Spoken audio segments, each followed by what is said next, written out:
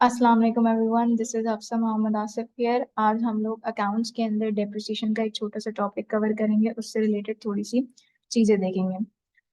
तो सबसे पहले डेप्रिसिएशन को चार्ज करने के लिए हमारे कोर्स के अंदर हमारे पास तीन मेथड्स हैं। नंबर वन हमारे पास स्ट्रेट लाइन मेथड है, number two reducing balance method है, and number three revaluation method है।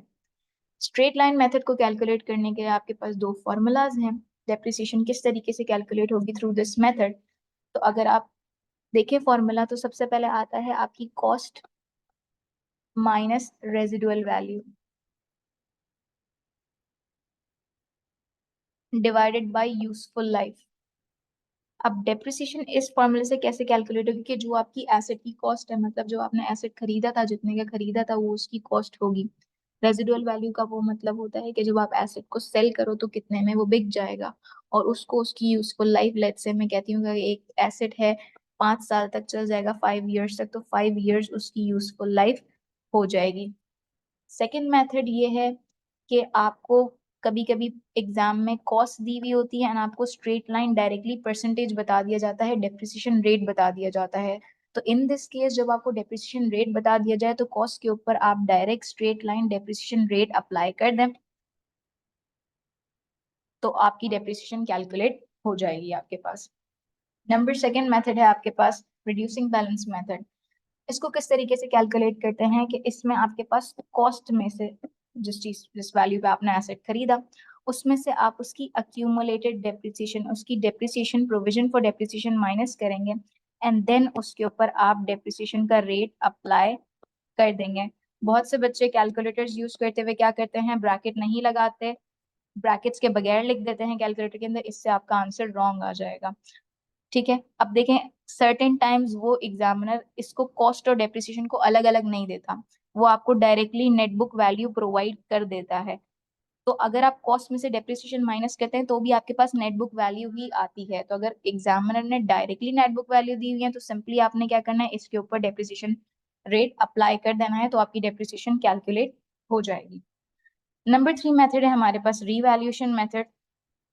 ये कब यूज किया जाता है, ना आपके पास डेप्रिसिएशन रेट दिया हुआ है, ना रेजिडुअल वैल्यू दी हुई है, ना यूजफुल लाइफ दी हुई है, कुछ भी नहीं दिया हुआ। तो सिंपली इसको कैलकुलेट करने का मेथड क्या है कि आप बैलेंस ब्रॉट डाउन है, मैं इसको थोड़ा सा शॉर्ट फॉर्म में लिख रही हूँ बैलेंस को।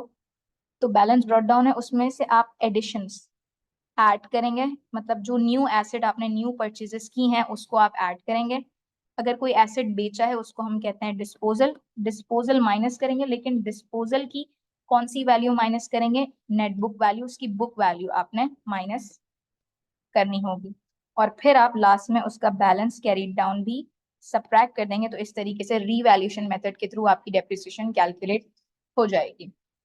देन डेप्रिसिएशन के अंदर हमारे पास डेप्रिसिएशन की दो पॉलिसीज हैं, एक होती है year two year policy and number second होती है मंथ टू मंथ पॉलिसी। अब हम आइडियल सिचुएशन अज्यूम करते हैं कि हमारा जो ईयर एंड है वो 1 जनवरी से 31 दिसंबर है। ईयर टू ईयर पॉलिसी आपकी कहता है कि डेप्रिसिएशन आप उस ईयर में चार्ज करें जिस ईयर में आपने परचेज किया एसेट को, उस ईयर में पूरी डेप्रिसिएशन चार्ज कर लें, और जिस ईयर में आपने एसेट को सेल कर दिया, डिस्पोज ऑफ कर दिया, उस ईयर में कोई भी डेप्रिसिएशन चार्ज ना करें। तो यहाँ पे क्या है, depreciation is charge in the year of purchase. Purchase जिस साल में आपने एसेट को परचेज किया उसमें आप फुल डेप्रिसिएशन चार्ज कर लें, and not in the year of disposal, जिस साल में एसेट को बेच दिया उसमें आप कोई भी डेप्रिसिएशन चार्ज ना करें। एक एग्जांपल ले लेते हैं, लेट्स से मशीनरी बॉट इन जून इन 2021। मैंने एक मशीनरी खरीदी जून 2021 के अंदर। अब मैंने ईयर टू ईयर पॉलिसी अगर तो मैं यूज कर रही हूँ तो मैं इस साल के अंदर पूरी डेप्रिसिएशन, पूरे 12 महीनों की डेप्रिसिएशन रिकॉर्ड कर दूंगी, डिस्पाइट द फैक्ट कि मैंने इसको जून में खरीदा है। और सिमिलरली अगर मैं इस एसेट को मई 22 के अंदर डिस्पोज ऑफ कर देती हूँ, डिस्पाइट द फैक्ट कि मैंने इसको मई में डिस्पोज ऑफ किया है, 4 महीने यूज किया होगा, मैं ईयर ऑफ डिस्पोजल, क्योंकि मैं इस साल में बेच रही हूँ और मैं year two year policy use कर रही हूँ, तो मैं इस साल में कोई भी डेप्रिसिएशन रिकॉर्ड नहीं करूंगी। देन आपके पास है month two month policy. Month two month policy में क्या होता है, depreciation each month of ownership में चार्ज होती है। तो इस डैश में हमारे पास आ जाएगा ओनरशिप, कि जब आप एसेट को ओन कर रहे हो तब आप डेप्रिसिएशन रिकॉर्ड करोगे, जब आप एसेट को बेच दिए, आपकी ओनरशिप लूज हो गई, तब आप डेप्रिसिएशन नहीं रिकॉर्ड करोगे। यहाँ पर भी एक एग्जांपल है, let's say machinery bought in on June 1 2021, मैंने एक मशीनरी खरीदी जो कि मैंने 1 जून में खरीदी।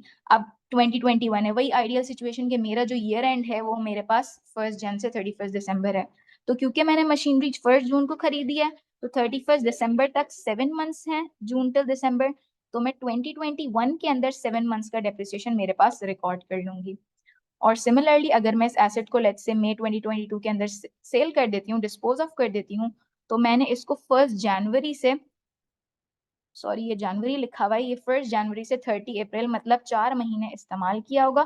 तो 2022 के अंदर मैं इसमें से 4 मंथ्स का डेप्रिसिएशन रिकॉर्ड करूंगी।